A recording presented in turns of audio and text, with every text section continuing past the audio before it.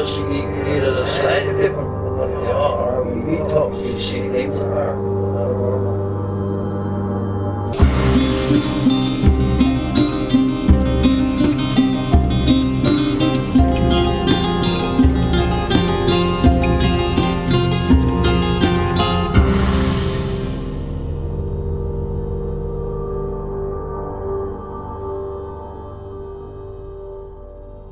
Welcome to Strange Familiars. If you've seen something strange, something paranormal, a cryptid, ghost, a UFO, and you want to tell your story, you can email us, strangefamiliarspodcast@gmail.com. This is episode 103. It's a bonus episode for everybody. Hope you enjoy it. Tonight I will be talking with Phil. Phil's an author and a podcaster and a musician, and we do talk a little bit about that, but he also describes a very intense sleep paralysis experience where he encountered some entity that talked to him. It's very, very creepy, and of course there's a possible Flannel Man encounter too.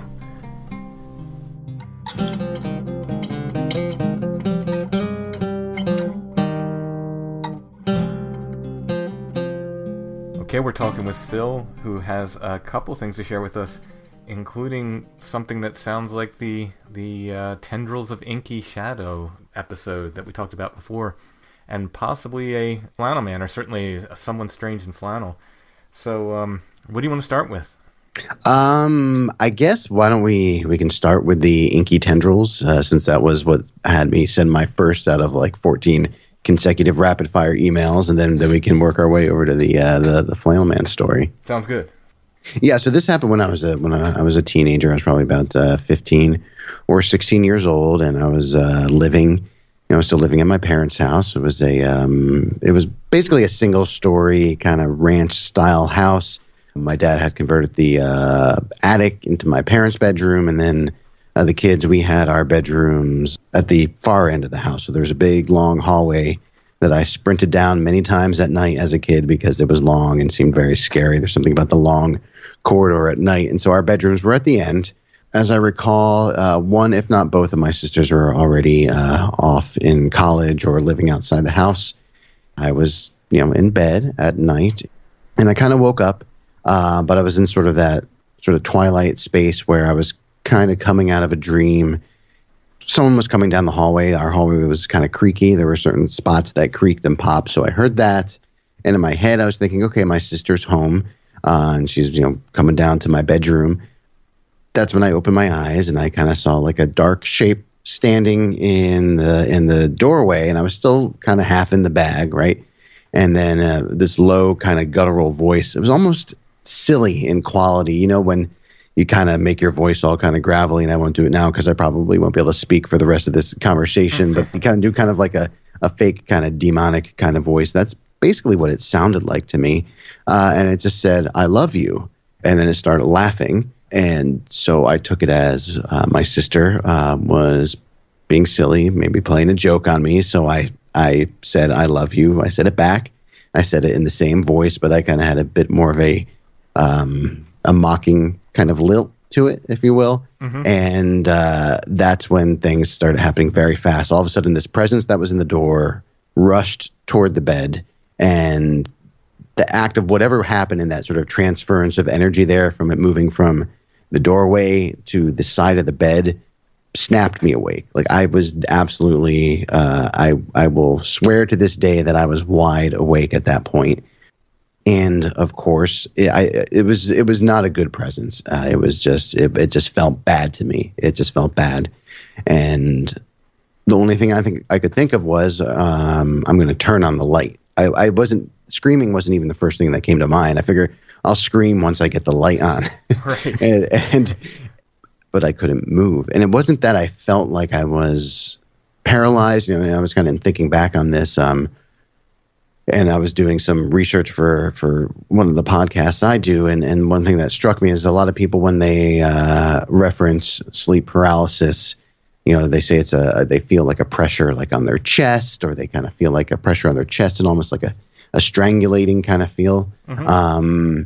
This was around my arms, and I distinctly remember, and I don't often, this is probably the first time I've ever really talked about this in great deal in a long time. And I was walking the dogs earlier, and I was kind of psyching myself up saying, you're probably going to creep yourself out talking about this again, but you can get through it.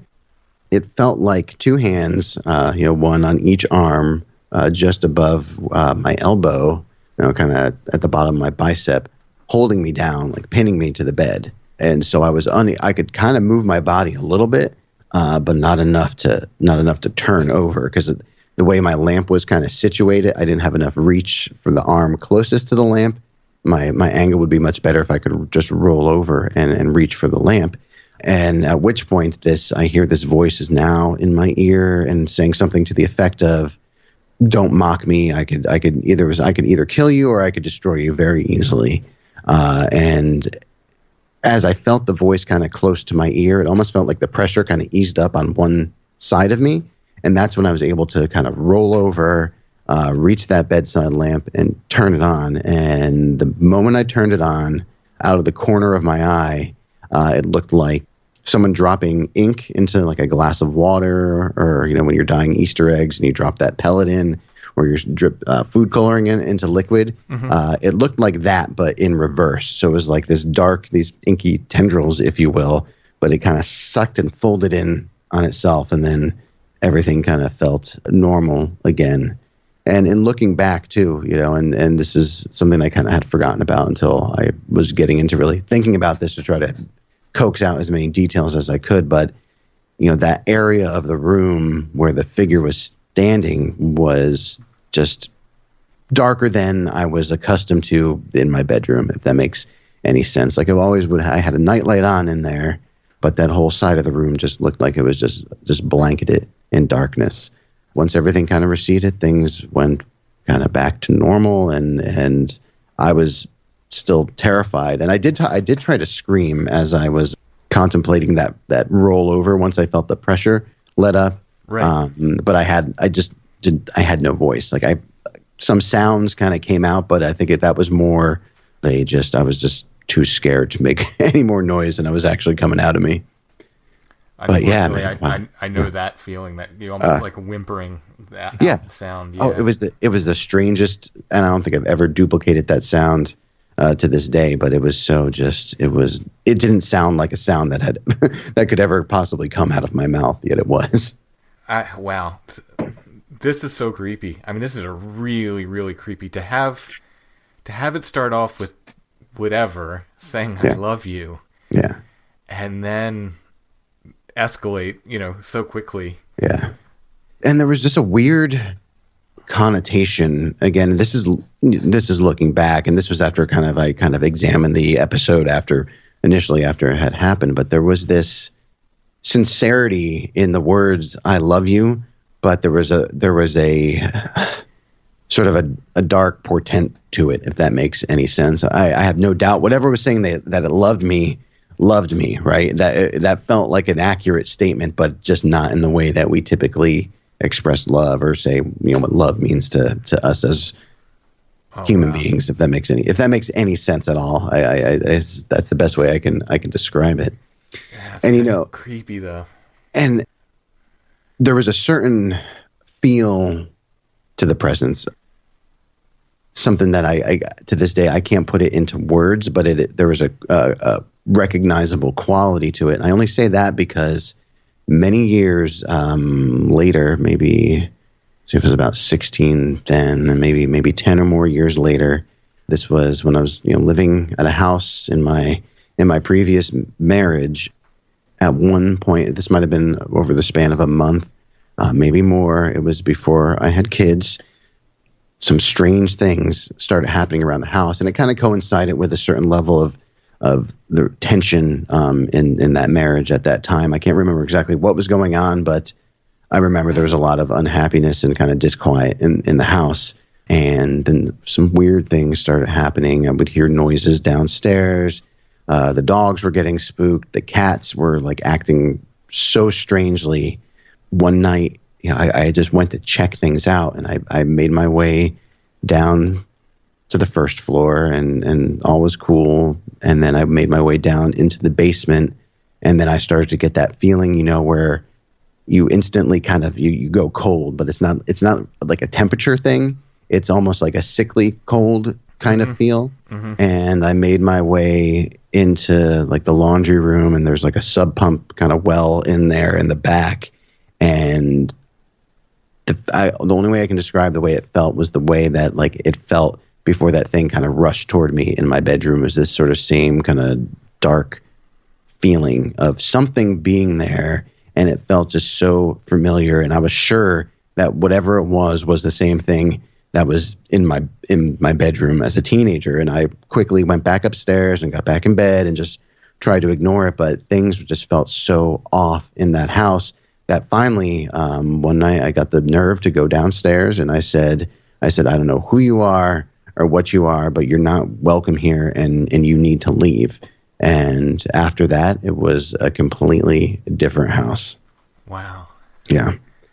That story I think I've only shared to one human being ever. That's the first time, and that's the first time I've ever said that on a microphone for sure.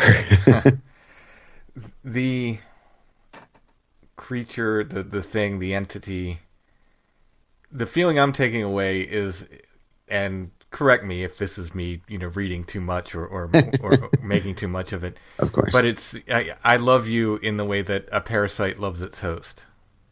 Yeah, something along those lines. I don't think you're reading too into it. It was that's close to it. Is that sort of that kind of just unhealthy, but it was almost like there's this kind of missing gap of not your understanding, but I think my understanding where I can't fully comprehend exactly what it was, but it was not good. Right. Yeah. Right. And if that makes, again, not to sound like a broken record, if that makes any sense, No, this stuff it's difficult to explain on any level, much less to sort of reason out of it. So the next night, the couple nights after it happened, I mean, were you terrified to sleep there? Oh, I slept with all the lights on in my bedroom. I didn't put the hallway light on because I didn't say anything about this to my parents. I know it would have freaked my mother out, who was, I was raised Catholic, and we couldn't even really talk about Ouija boards in the house because my mom just didn't want to hear about it. And again, she's a very rational woman, but just wanted nothing to do with it. And I figured I would scare the shit out of everyone. And can I say that? Can I drop the S-bomb because I just did? It's fine. But so I didn't turn on the hallway light, but I turned on the light in the bathroom. I turned on the lights in my bedroom. I made sure the door to my sister's bedroom was closed because there was no one in there. I made sure the door that my grandmother's bedroom used to be, made sure that was closed. And then I actually slept with my door all the way open, though, because I figured if it was ajar or closed, then something could push it open and then kind of push me over the brink of insanity in the process. So, but yeah, it was a little while before I was able to figure out how to sleep again. And as a younger guy too, like as a kid, I was convinced that I would hear things at night. I was convinced that things kind of fell off my shelves, like my toys on their own, whether or not that was just a kid being a kid and freaking themselves out. I've always had, I will be the first to admit, I've always had a very active imagination, but in the same breath, I also feel like I was also very kind of, because of that, more open to these kinds of experiences. And I think there's something to be said that, the more open you are, the more kind of free and open your mind is to these things. I think the more receptive you are to having either them happen or kind of noticing it happening around you. Yeah.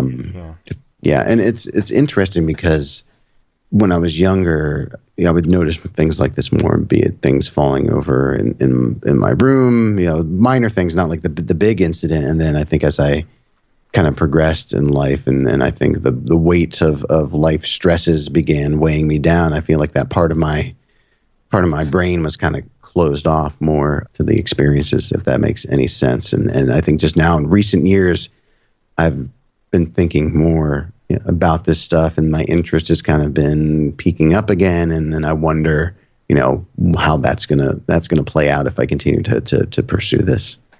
Yeah. Yeah. Well, I mean, I dropped it, and I don't think it was fully consciously. I think it was, circumstances of life for the most part. But when my kids were real young, I just kind of dropped it all, and there wasn't a particular thought that went into it. Like, I'm going to stop doing this stuff now. It was more like, just everything's going on. Got two young kids, and coming back to it, I've wondered how it would react and so forth, and it's been okay. Like my kid, I guess my son's skeptical enough where he's not worried about it. My daughter just keeps saying, "I know I'm going to see Flannel Man. I don't want to see Flannel Man." Well, that's funny because so after I was I got divorced, and then I met an amazing woman, and we shared an apartment together, and the kids were there with us every other weekend at that time. But we were both convinced, and she would murder me if she knew I was talking about this in the house, because I'm not allowed to talk about this subject in the house. But we were very much convinced that apartment itself had some kind of entity in it. She had a ton of experiences there when we were living there, mostly when I wasn't around, and there were a few that happened when we were both there. There were times where my youngest daughter, she was I think 3 at the time, would hang out in the closet chatting with her friend in there. And of course, that's a total trope. Trust me, I understand that, but but there was definitely something going on in there, and that was, I think, the first time that I had kind of had things happen again, since I was a younger guy. But to that end, like your daughter saying, I don't want to see Flannel Man. My wife is like, I don't want anything coming to this house. I don't want so, right. So you can't say the G word in this house. So which I don't think I actually said the G word, so I think we're still good. Other than it took me a minute. I was like, oh, ghost, okay. You're allowed to say it. G. I'm going through my head like I'm going 10 other places, going through a whole list of alien races, and like, which one begins with G, Other than the incident that you described where you went down to the basement or the bottom floor and felt that it was probably the same entity or something like it in there, did you ever run across this thing again or anything like it? Nope, not since then. That was probably 2007. I think it's 2007 sounds about right. So not since then. Just fortunately, those kind of two instances, one in your teens and one in your 20s. Yeah. So I made it through my 30s without another incident. So I think, knock on wood, let's keep that trend going. Yeah, right. Oh, it's so creepy though. I'm trying to think if I've had any other ones where they've spoken in English to people. Like these just bedroom invaders, nighttime invaders, whatever you want to call them. Yeah. And I'm drawing a blank right now. I can't think of any, and I think it's almost creepier, than just to have it there. I mean, it's creepy enough to be held down or pinned down, or which a lot of people have reported in one way or another. Yeah. But to have the sort of speech that goes with it is super creepy. Well, and I didn't expect to hear anything else. I was, I was terrified, right, when the presence rushed to the bed. But my rational mind was like, okay, something very scary is happening right now. You might still be dreaming. Certainly, whatever spoke to you in the doorway, that was part of the dream, and now you're awake, and this is going to be over soon. And then when it wasn't over, like instantly, and then the speech kind of resumed, that's when I was about out of my skin with terror. And I've never been more afraid in my entire life than I was in that moment. When you saw it in the doorway, did it have more or less a humanoid shape? Yeah, it was more or less a humanoid shape. It was tall. I mean, it was taller than my dad, who's 6'2". I mean, it was almost up to the to the top of the door frame, and then beyond that, I couldn't really make out too much else about the shape. The arms, from what I recall, seemed a little bit longer than normal, but it almost seemed like a shadow kind of effect, if that makes any sense, where the light is kind of affecting the length, at least in the way the thing kind of appeared. And again, that's my mind's eye recounting it, but it seemed a little slightly disproportionate, but not so much so that it was wildly, inhuman looking. Mm-hmm. Wow. I don't know if I'd trade the grays for that.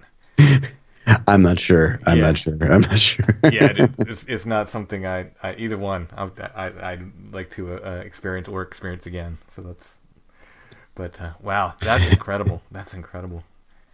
Well, I hope you never have to see that again. Yeah, I hope so too. I mean, it's again, I've never talked about it in this capacity, so it's actually felt better than I thought it would.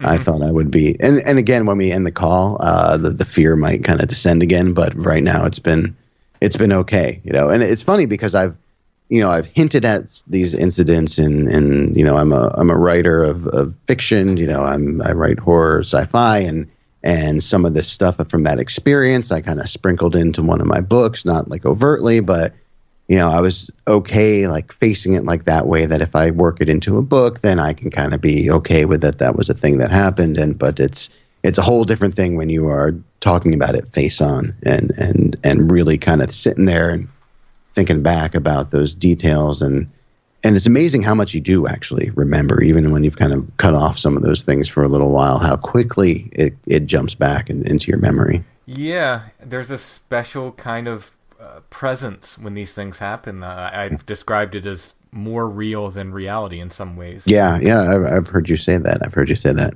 And it just drives it home and locks it in, I think. Yeah. What I can remember, there are gaps that I can't.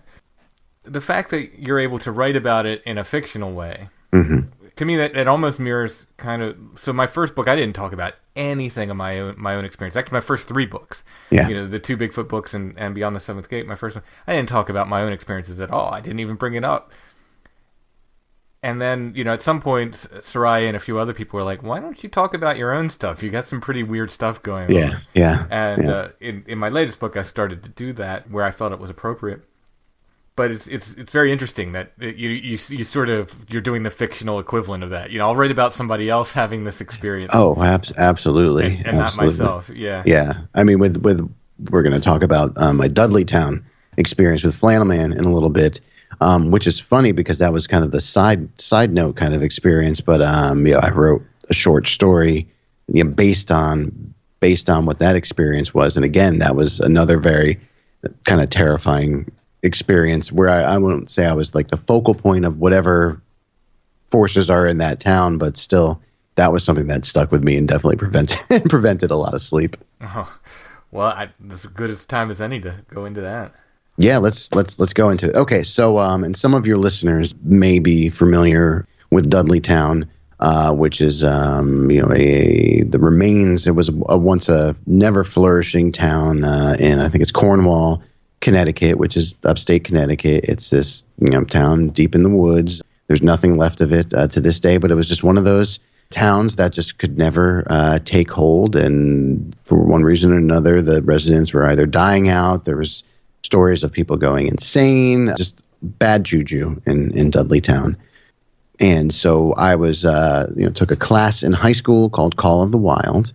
And it was essentially a course about how nature informs literature, and looking back on it, I might have mentioned this in my email. I think it was more of just how experiencing around us with an open mind, how that has impacted on us as writers, but also opening your mind to, there's a lot more going on around us than I think, that we realize when we just kind of look at it through this sort of tunnel vision of here's what's rational, here's what we understand, that there could be more to it. Mm-hmm. And so the class culminated in a camping trip to Dudleytown.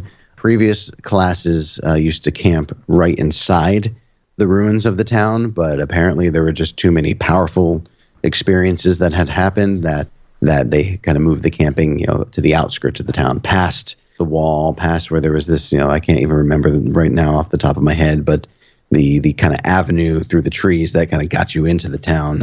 They would have to camp well outside that. So you hike through the woods during the day, and then you come back and you set up camp, and then you do a night hike to the town, and then you go into the town.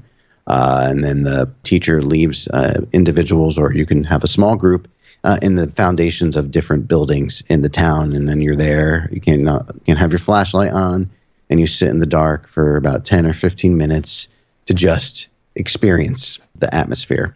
So on the way there, as we're hiking through the woods, we kind of see what looks like headlights through the trees, which immediately strikes me as very strange because you can't drive up there.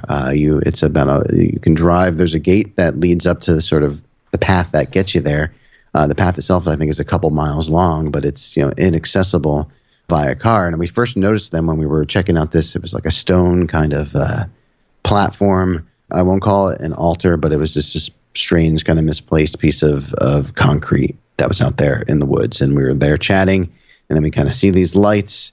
And so it's on the way to the town. So we're walking there, and then a guy, we come up upon a car in the woods, kind of off to the side of the path. And it's a big, I think it was like a greenish color. It was pretty dark out at that point. But one of those just big 1970s, four-door sedans with these just big metal bumpers on it. I remember that very clearly.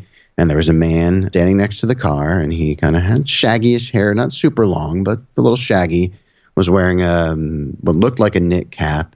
He had a beard, again, not a very bushy beard, but his face was bearded, and I couldn't make out much else about his features. And he was wearing sort of a green kind of army fatigue-looking jacket almost, and then underneath that, he had a red and I think it was red and black pattern flannel shirt that was kind of unbuttoned down to maybe the third button, and then maybe there was like a grayish T-shirt under that. And he was wearing jeans and what looked like boots.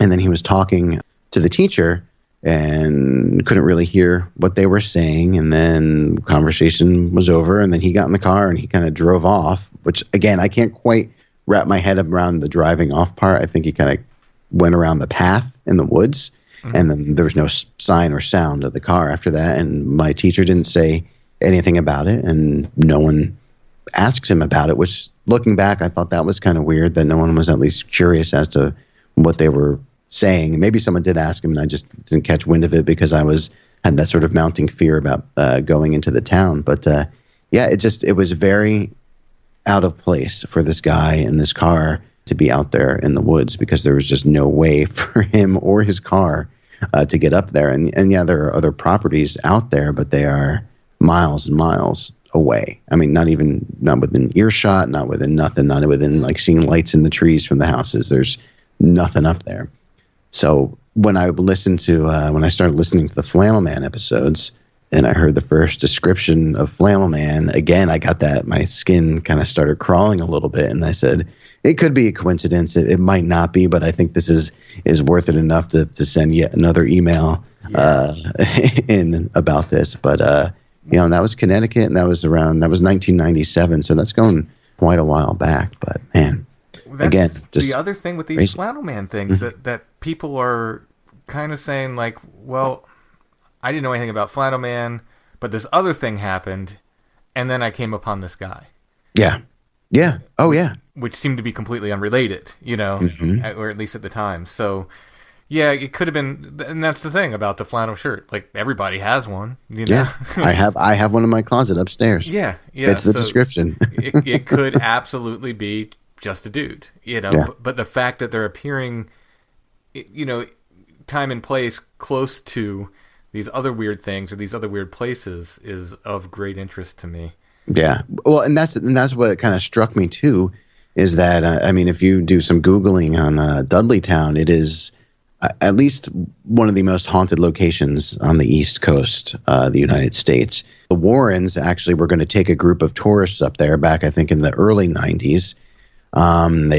People paid for this guided tour of Dudleytown with the Warrens, and the Warrens got there, and I don't know what your personal opinion is of the Warrens, but Elaine Warren said, it's just too much dark energy here, or whatever she said. It's just too bad a place for us to go into and do this. I won't do it.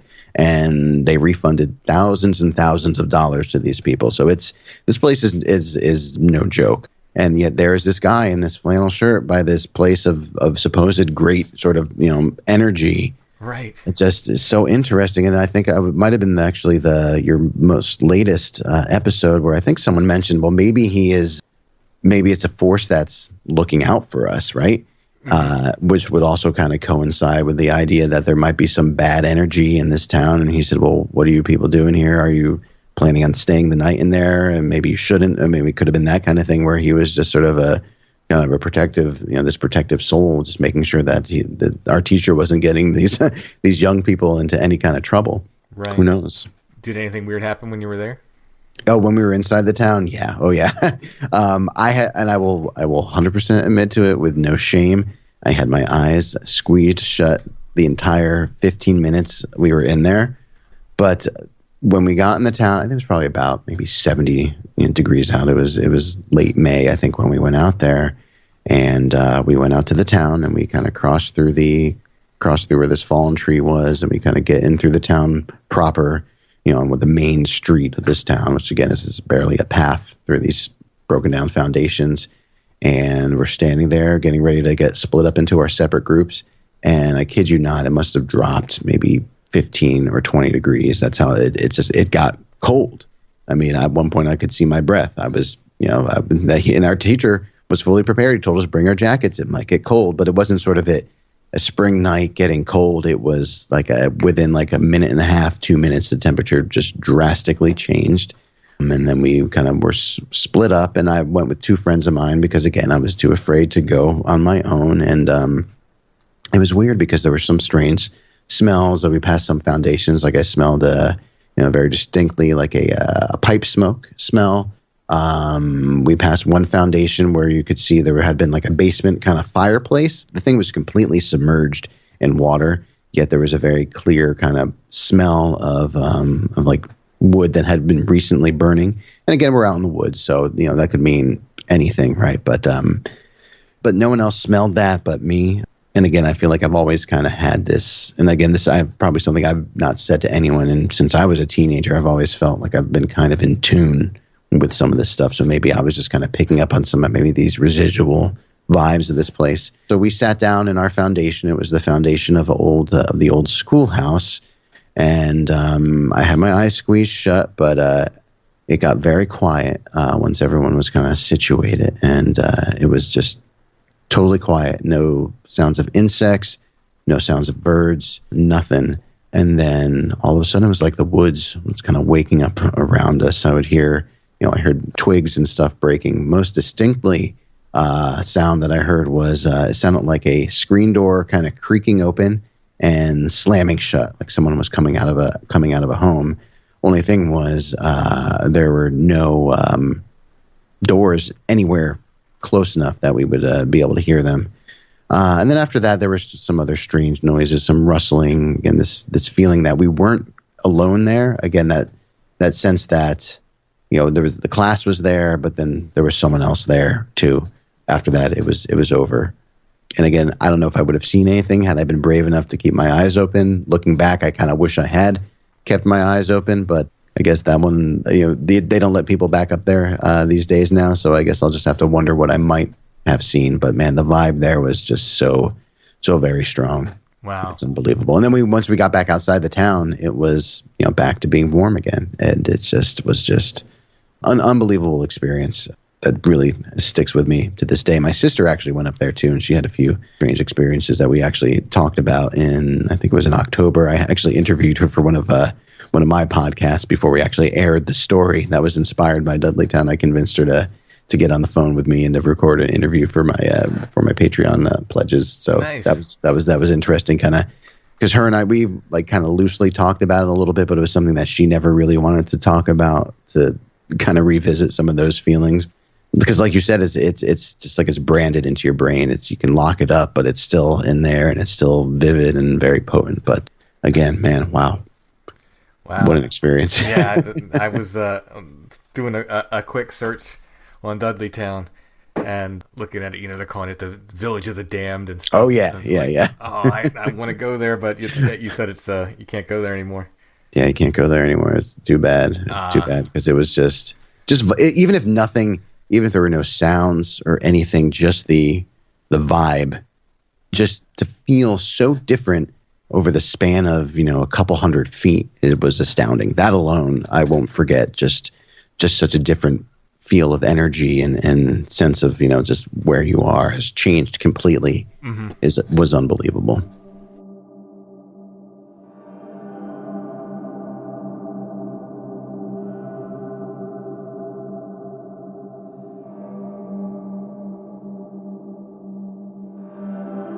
We will get back to the rest of Phil's interview in a bit. For now, I wanted to thank our patrons. Strange Familiars is brought to you by our patrons, without whom we could not make the show. So thank you, patrons. If you'd like to help us continue to make Strange Familiars and get extra content besides, please consider becoming a patron. It's patreon.com/strangefamiliars. $3 a month gets you extra content.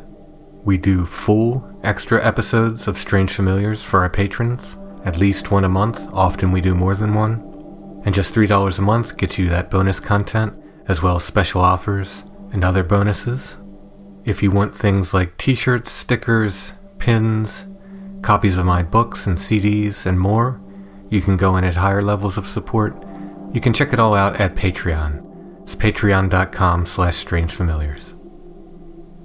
If you don't like the idea of a monthly subscription like Patreon, you can help with a one-time donation. Go to strangefamiliars.com and look for the paypal.me link in the show notes.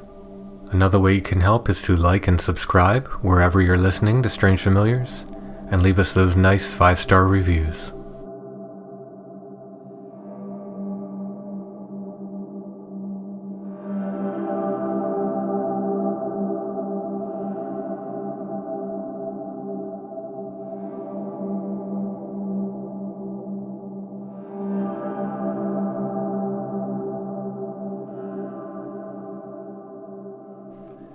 Did your classmates report anything, similar? Yeah, everyone said they heard weird things. I had one classmate say that something touched them, kind of like poked them like in the lower back, and then a couple kids just refused to talk about it. I think there's about 10 of us, and a couple of them just didn't want to talk about it. They just wanted to go home. I did have someone, actually, I can't remember her name, one of those kind of pain kind of kids that they think they're awesome, it's kind of popular. You're not supposed to take anything from Dudleytown. I mean, that's sort of the classic, like, you don't take something from a cursed town, right? Right. And the teacher told us stories. He even said, don't take anything, because I've had kids take things in the past and bad things happen to them. Well, what does she do? She took something from the town. The next week, she got into a car accident. 2 days later, unrelated to the car accident, she broke her leg. And so she had someone take the rock back to the town, like, on her behalf, because she could obviously hike in the woods. And then after that, her luck seemed to right itself. So believe it or not, I don't know, but that was the story going on, that she took this rock from the town, and then these things started to bad luck started to hit her. Yeah, well, you won't catch me taking anything from any of these places. Yeah, I have rocks from places of good memories. Well, there you go. Yeah, the place with the good vibes. Yeah, I'll take a rock. But the bad juju, those rocks can stay, where they're lying. Right on. So did you guys end up staying the night then? Yeah, so we stayed the night. That wasn't too bad. I actually managed to sleep again, because the vibe was just so different on the outside. It was just being out in these beautiful woods, and I think just the spent adrenaline. I think everyone was just wiped out. That I think no one really had a hard time sleeping. It took me a little while to kind of doze off, but there were 3 of us in the tent, and so it's safety in numbers. I was kind of sleeping in the middle, so I think I felt fairly safe. That if anyone was going to get touched by some supernatural force, it wasn't going to be me, because I was not near the sides of the tent. Right. At least that was my reasoning. Right. Oh wow! The Flannel Man being in such close proximity, or the man in flannel, right? Yeah, it's so interesting though. Yeah, it just blew me away. And also, I found interesting too is if I remembering correctly, because I've listened to a bunch of your podcasts in kind of a short span of time, there seemed to be quite a few of these encounters in sort of the mid or late 90s too, which I also found that kind of interesting, probably coincidental, but I just thought that was kind of there is definitely I guess we could call it a flap at that time. Mm-hmm. I mean, that's when my wife saw hers. Yeah, and it was interesting because this is the first I heard of this Flannel Man was listening to your podcast. So I'm going to have to kind of go out and dig a little bit about this, because again, it just blew me away to start listening and then have that sort of recollection. So it's just Makes you think. It really does. It was a thing. I mean, like I said, I read about it on some kind of forum. Yeah. Early internet days. Yeah. And kind of filed it away. Mm-hmm. And John Keel wrote about it. It's in Mothman Prophecies and one or two of his other books. Oh, was it in the Mothman? Yeah, there's like one paragraph about a lady who saw some guy in a checkered shirt or something in her room. You know what? Okay, I think I do remember that. I mean, it's been about 10 years since the last time I read that, but that does actually ring a bell now that you mention it. Yeah, it's not a major, aspect. He just he notes it, and he notes that it does happen, and then kind of moves on. So it's not like there's a chapter devoted to it, or anything. Yeah. But he does have a chapter in another one of his books. I think like Strange Creatures from Time and Space. I forget the name. It's one of the ones that's been issued under a couple different titles. But he has a chapter in that one where he talks about these, bedroom visitors and mentions these, checked shirts. He calls them these checked shirt things. That's interesting. This whole bedroom visitor thing is, I mean, it's a pretty scary concept. I was thinking, if I can postulate a little bit here, and you can totally cut this out if this gets too long, but I was doing a little research for this kind of brief podcast that I do, and I was kind of researching the sleep paralysis thing, and there was reading about the scientific studies talking about the certain inhibitors that chemicals your brain will release while you're in REM sleep that effectively make your muscles so relaxed that you're paralyzed. And they're not quite sure why this mechanism exists. It might be to prevent injury, so you don't get up and run into a wall. or run off a cliff in prehistoric times. Right, fall out of a tree. And so it got me thinking at first. I'm like, well, I guess so. It's not some supernatural force that's paralyzing us. You got the scientific explanation. And then I got to thinking. I said, well, what if these bedroom visitors are waiting for they can kind of sense when there are certain hormonal changes in you, and that's when you're your most vulnerable, and that's when they choose to come and pay you a visit. That they let the body kind of take care of the paralysis thing for them, and then they can kind of assert their presence, their force, their suggestion. So I think there's something to it. I think there's something. It's somehow tied in. Yeah. I don't know if I don't think sleep paralysis works as an explanation for all this stuff. It's as Josh says, don't mistake the keyhole for the room. Yeah. Oh yeah. And I think that's a great way of saying it. I think there's something to it.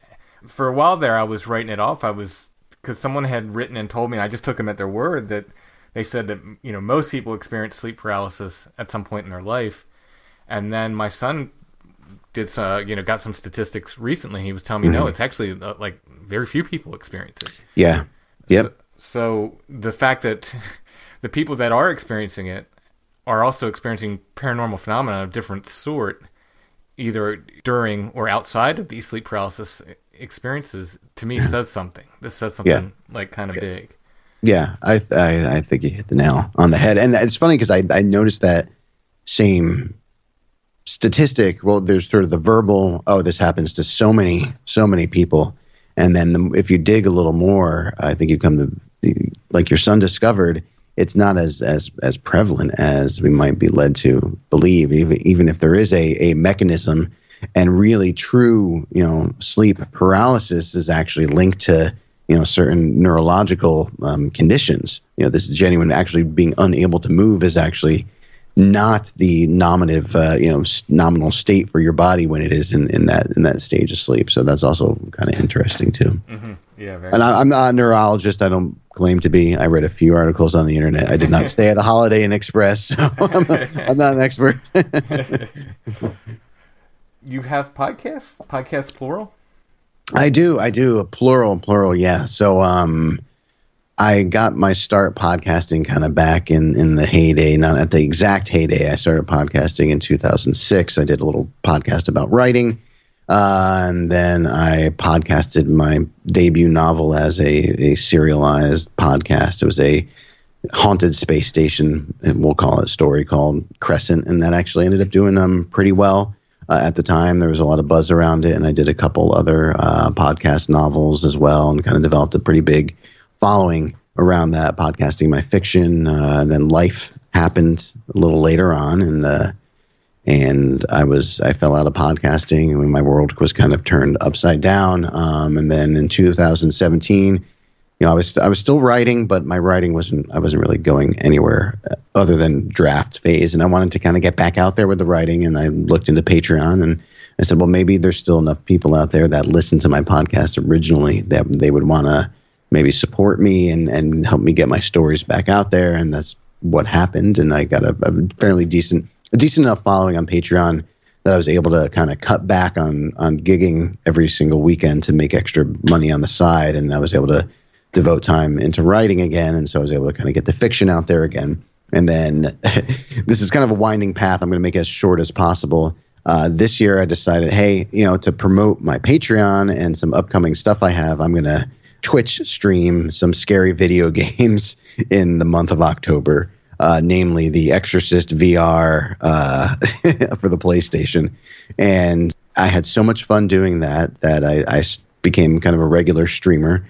And then in 2019, I said, well, I'm going to actually do a kind of companion podcast to the streaming where I just talk about the gaming experience. And then that evolved when I started playing this game based on Thai folklore, where the podcast suddenly became not just kind of BSing about the game, but I actually started doing research about some of the folklore and then built the podcast kind of around that. And it got legs, and I fell in love with, as I think someone who loves doing research, I kind of fell in love with that part of it. It rekindled my passion for all things kind of paranormal. Not that passion ever really faded out, but I don't know why it never dawned on me to consider doing some kind of podcast around it. So that's kind of where I am today with that. At least with that podcast, it's still in its fledgling kind of phase. We're about a dozen episodes in, but it's been a lot of fun. And it's been great to be back out and doing this stuff again. And what's it called, and where can we find it? So this podcast is called the Phil Rossi Media Scream Stream podcast, and you can find it on iTunes. You could find it on Spotify if you drop a search for it into like a podcatcher like Overcast. It'll come up. There's a couple different ways to get at it. It has its own dedicated feed, but then there's also just the Phil Rossi Media feed as well, which has that podcast and then the free stories. And then, of course, little shameless plug, then there's the Patreon page, which is just patreon.com/Phil Rossi. And then that is kind of gateway to all things me, if anyone has any interest.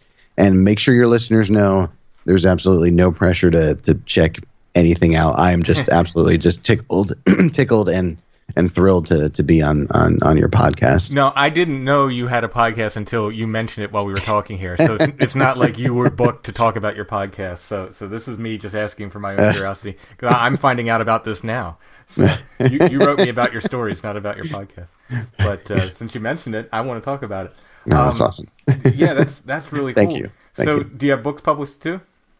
Yeah, so my book Crescent was published in 2009, and my novella Eden was published in roughly the same time frame. Currently, I've kind of parted ways with my small publisher, thinking that, okay, I'm going to take these under my own wing, because I was going to have the follow-up to my novella come out last June, not realizing, oh my gosh, there's a lot of extra work involved in actually getting your book out in print that this small publisher was doing than I realized. So that's kind of stalled that. So if people want to get books directly, they've been coming through me for sort of my back stock, of which there's a few left. But my 2019 goal is to get stuff back into print. Nice. And do you have a website for yourself personally, or just that Patreon site's the best way to? Yeah, philrossimedia.com is my main. It's kind of the portal as well. I mean, I do a lot through Patreon, but as you know, I'm also a musician, so I post my gig calendar on that website as well, along with some other related materials. It's hard being sort of in multiple like kind of media, figuring out how best to represent yourself and not seem just like you're all over the place, which, if I'm honest, I think I am somewhat all over all over the place. I try to bring it all together in some way, shape, or form. So with my stories and my podcasts, I produce, music along with it to include in the episodes or as sort of extras for the episodes. So songs inspired by the story, that kind of thing. So it kind of keeps me able to do the music, so I'm not sacrificing one for the other, if that makes right. You know what? People can play a drinking game with this podcast. Take a drink anytime he says, if that makes any sense. Well, for me, I having done music for umpteen years before ever thinking about doing a podcast. I thought this will translate. I thought people who listen to my music will just come to the podcast because it's similar themes. It's similar enough, and that did not happen so much. I knew that's exactly where you were going. Oh, and I thought it would work the other way around too. That people that were into my books and podcasts would gravitate toward my music, but in some cases that really hasn't happened. In fact, in 2009. When I was doing, or 2007 when I was first doing the Crescent podcast, and one band that I was in, we released this little folky kind of acoustic EP, and one of my avid podcast listeners went onto iTunes and said, "You should really stick to writing books." Oh, yeah. So that's cool. All right, you're entitled. yeah. I've had a couple comments that people, I love his podcast, but ooh, that music, But for the most part, I've actually gained a lot of music fans from the podcast, which I'm super happy about. That's awesome. I did not expect it when it didn't work the other way. I thought, well, it won't. The water's not going to flow either direction with this. But it's actually been very nice. People have been very, very accepting, and I make some weirdo music. So, well, that's fine. That's been the thing with this new kind of iteration of my podcasting experience and putting music out there along with it. People have been, really into it. And with my last book that I did was sort of a vampire cyberpunk kind of mashup. And so I did a couple actually, I paid for the rights for a couple covers and kind of did them sort of, dark wave electronic, did a little minimal techno version of Bela Lugosi. And then people have been really kind of into some of that stuff too. So it's been fun, but I have to ask you. So the music that we hear on Strange Familiars, is that your music? Yeah, it's fantastic. Oh, thank you so much. And obviously, I can find links on the Strange Familiars website to find my way to it. Yeah. Oh, yeah. Yeah. It's so I'm trying to. I had like 3 different things because I was trying to keep Stone Breath as a pure band, so only stuff I did with the band there, and then I realized like this is people don't care. Like so I started to put my solo stuff with Stone Breath. So it's all under stonebreath.bandcamp.com now. Awesome. So it's going, and the things that aren't will be eventually. I'll get them there. I just it's a matter of just porting stuff over from other Bandcamp pages.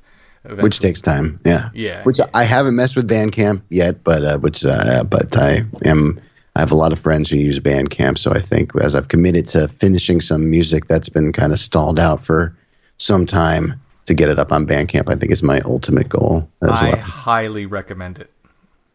So you're not the first person that said that. So I'm doing it. It's happening. They are so artist friendly. It's Yeah. It's amazing. I've never had a better experience with a service like that. Yeah. Oh, that's good to hear. That's what I need in my life. I need artist friendly. I'm finding these days, I don't have the added time to bang my head against the keyboard trying to get something to work or set something up. Right. The more artist friendly, the better.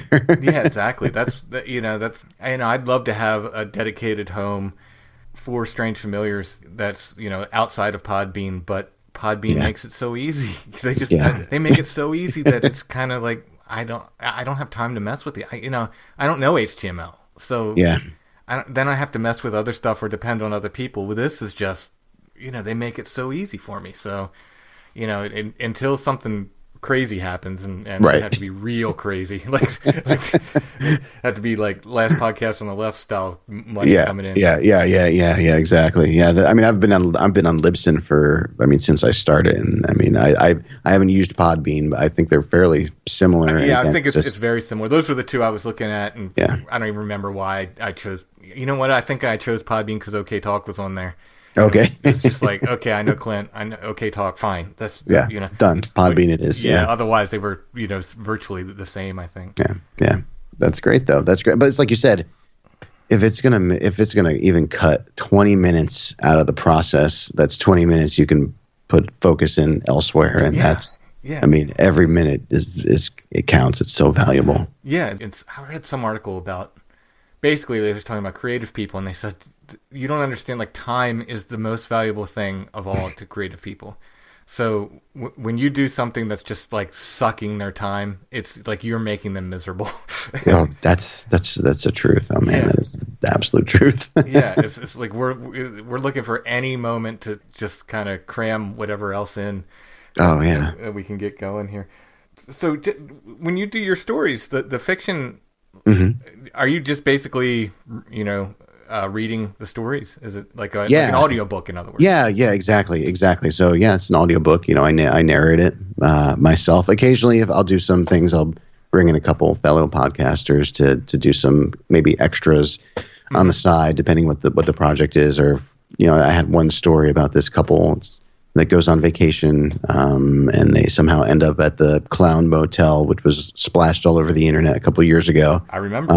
So the story's based kind of on that location. I know, kind of tropey and cliche, but it was fun. I had to write it, but I had a friend of mine do like voice. She was like one of the women, the woman on the trip with the husband, and she was calling her sister with these voicemails that were kind of getting increasingly more frantic. And so it's been fun to kind of pull friends in to do some stuff like that kind of adds to the atmosphere of the story before the story drops. But then the actual story will just be me doing the narration, and there'll be some sound design, some scoring, some music behind certain ones of them. Not all of them, but for most of the books, I go all out with that stuff. Nice. That's cool.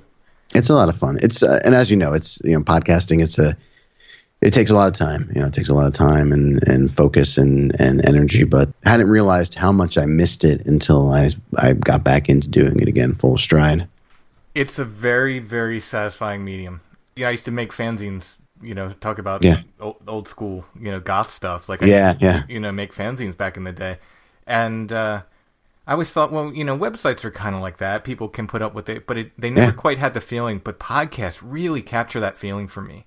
Yeah, that where it's just people who are interested in stuff, and they're making these podcasts, whether they're fiction or they're exploring nonfiction topics, whatever it is, and it's just these passion projects that people are putting out there, and it's I've just been really, really fascinated by it. And I'm late to the game. I came in late. I didn't even know what a podcast was probably 5 years ago. I'd heard the word, but I probably hadn't listened to one, and then started listening and very quickly went, I want to do this. Like this is fun. And I'm grateful for, and I like how you describe it, that you're late to the game. But the great thing is you're getting people, content producers like yourself, that are late to the game, but they embody the same spirit of podcasting that was there in 2005 and 2006 with this passionate, great content and this like zero ego and just there for the community. And it's refreshing, because also seeing at the same time these other podcasts springing up that are very I'm not bashing any huge podcasts, but there's a different feel with some of these more corporate sponsored kind of podcasts, and there's some that I listen to and that I really enjoy, but at the same time has that untouchable feel of that, that's on this, you can't get to it other than what's in your earbuds, but there's this sense of accessibility, even if you're not reaching out to someone doing a podcast like Creepy Pod, for example, like even if you're not reaching out to them, you still feel like, you're on the same level, you're together in this thing. And I think that is, again, one of the great things about it, and about newcomers like yourself, as you put yourself late to the game. I'm grateful for people like yourself that are still getting into the game, because I feel like that is what's going to keep podcast alive. Not the big triple A podcasts, as they're described, but I people agree, like yourself. 1,000%. I think the challenge going forward that we're going to have is big media has looked, their eye has turned towards podcasts. Mm-hmm. I have a friend who works for a major radio corporation, and he told me their podcast division brought in more money than their terrestrial radio division last quarter. Wow. So where their eyes are looking right now. Oh yeah. So the challenge going forward for the little guys like us, the independent people, is going to be getting that space on the front page of these podcatchers and so forth, or getting the recommendations, because it's very quickly going to turn into a pay-to-play situation if it hasn't already. I think it might have gone that way already. I've had some indications where certain podcatchers I've contacted, and they will not answer me straight whether it's pay-to-play to get on their recommended stuff. And the fact that they can't answer directly, I think that is telling in and of itself. Exactly. So where there's money for placement, and I mean, music's been this way for years. If you want to be on the end cap in the record store, you're paying for it. Oh yeah. People think that, and I did too. I was naive. I ran a record label for years before I realized this. People think it's like the employees choose their favorite records and put it on the end cap. No. No. That's paid placement. They are paid to be, even these tiny like Joe's Record Bar from Albuquerque, New Mexico or whatever. It's paid placement to be on the end caps. They're paying to be there. So the big record labels, for instance, can afford to do that, and they'll pay for everything to be up there. Yeah. And the little guys can't, and that's why you don't often see them there. Yeah. I fear that podcasting is kind of headed that way a little bit, but we can fight it with listeners. And that's the thing. That's it. That's it. And that's the best thing about the internet, because that's the great equalizer. Because people will listen to what they like. It doesn't matter who produces it; they'll listen to what they like. So. Yeah, exactly. And that's it. And as long as people are there, as long as the listeners are there to evangelize the content that they love, then it's I think that, like you said, the great equalizer, and I think that will continue. I don't think that's going to change. Right. Yeah. Unless something drastic happens with the net neutrality or something. But, the way things look right now, it's an uphill battle. It seems like it's going to be, but it's okay. I think we'll still because people are going to keep making content because we can. Well, yeah, that's the thing. Because we can't stop. Yeah. Exactly. Exactly. So give your websites again, just to round it up. And that's super kind of you, and I really do appreciate that. And I want to thank your listeners for not hopefully thinking I'm a douchebag. Oh, no. Once again, Phil didn't mention any of this in his emails. He mentioned his 2 stories, and that's all he came to talk about. But I can't let go when I hear podcast and books. I have to talk about that too.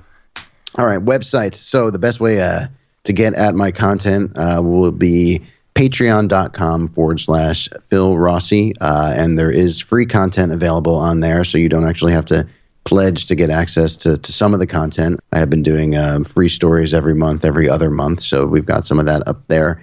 And then philrossimedia.com, which will lead you to my music and some of that part of the experience. Awesome. Well, thanks so much for sharing your story.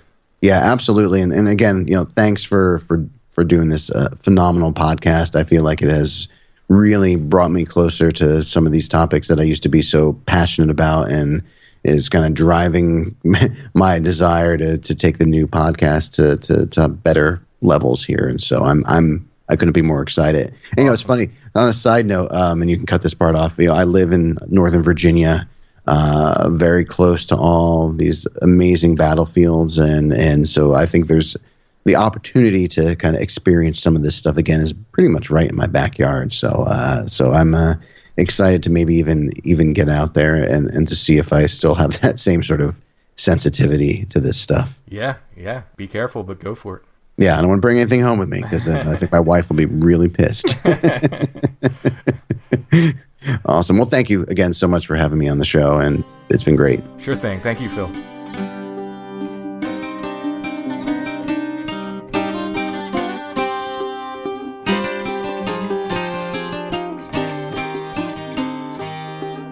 Thanks for listening, everybody. We will be back next Thursday with another episode of Strange Familiars. I want to thank Eric C. for the PayPal donation. Eric has been giving us PayPal help on a regular basis, so thank you, Eric. Remember, you can always find us at strangefamiliars.com. All of that contact information goes to me.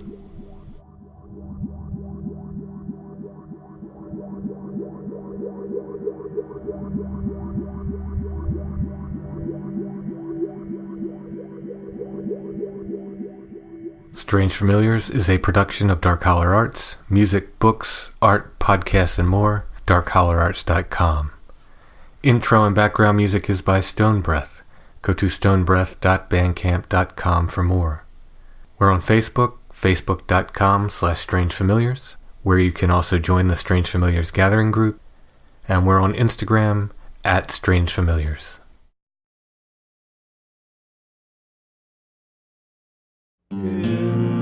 Infinite, let me not think on you. Let me still portray springtime with its flowered view, a wave that ebbs away,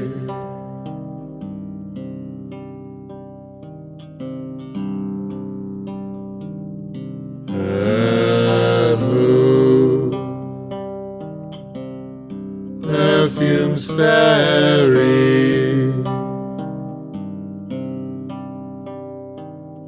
with her light breath.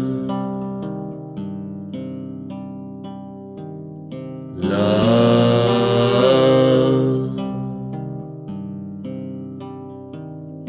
falling leaves.